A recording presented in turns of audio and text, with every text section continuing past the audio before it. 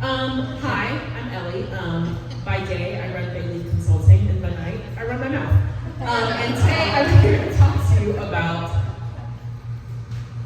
There's children, so I won't say it, but fucking up.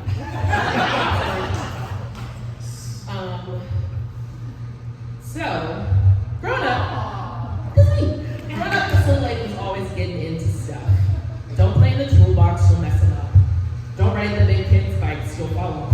Fun fact, I definitely probably did that right after these pictures came in. Don't mix that together, it probably won't taste good.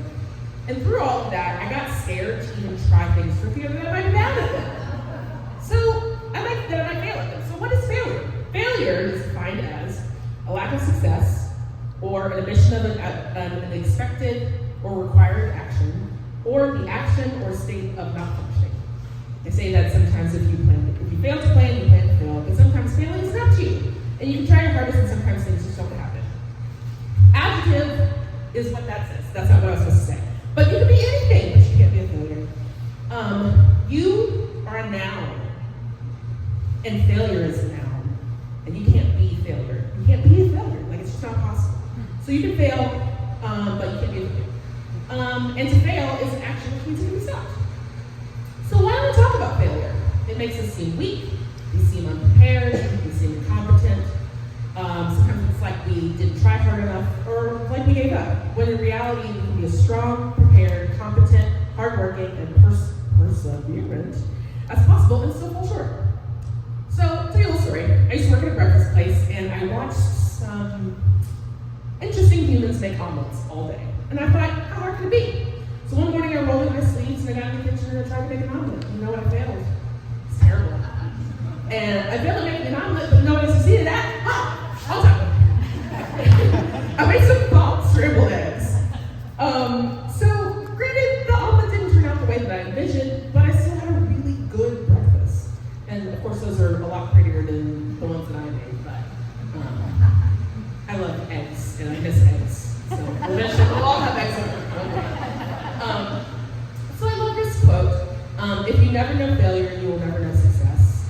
And I like the quote, but why do we have to know success? Why does something have to be good? Why does something good have to come out of our failures? Can't they just be? Aren't they just enough and valid on their own? So, I think we should celebrate our failures. They're a part of us just as much as our successes. And they make really great stories sometimes. So, I'm going to bravely tell you 3 stories of how times that I have failed. I'm stuttering because it's hard to talk about failure, so here we go. All right, so this is a picture of me. I live in Louisiana, so this is me at the airport, headed to Arizona. I was going to go check out grad school at Arizona State. Woohoo, the Sun Devils. I was so excited, but I planned this trip really, really tightly, and I did not plan for any errors in money, time, logistics, none of that. And so on the way back, I ran out of gas in the middle of the desert because I didn't realize that when they say 50 miles to the next gas station, 50 miles happens a lot faster than you think. So I ended up having to take a Greyhound bus from Las Vegas to Shreveport, Louisiana. Because the next flight was either $500 or 3 days away. So it sucked, I had no more clean clothes, and I was out of money. And I missed money from work. So, whew. The story for another time. But I got this snow globe as a gift once. And it was a really, really shitty gift. And I can tell the story another time, but after having it for 5 years, I finally decided to throw it away. And so I pushed it into a dumpster, and it was an amazing experience. And I figured out that I wanted to create a space for everyone. So I started studying in the break room, which is going to open in, you can see that date, it says 2023, and that was 2 years ago. And spoiler alert, it never happened. It never happened. Because I just didn't keep going. And now it's rip. Okay, so my dad, super, super meticulous about his grass. Like, he would stand by the window and be like, you're getting too close to the grass, you're on the grass, you're on the grass. So one day, instead of waking him up to move his car, I accidentally moved my car and I got stuck in the mud, in the grass. And then I had to call my boyfriend, and then his car got stuck in the mud. And then he had to call the guys down the street with a tow truck, and they had to pull us out. And so that was like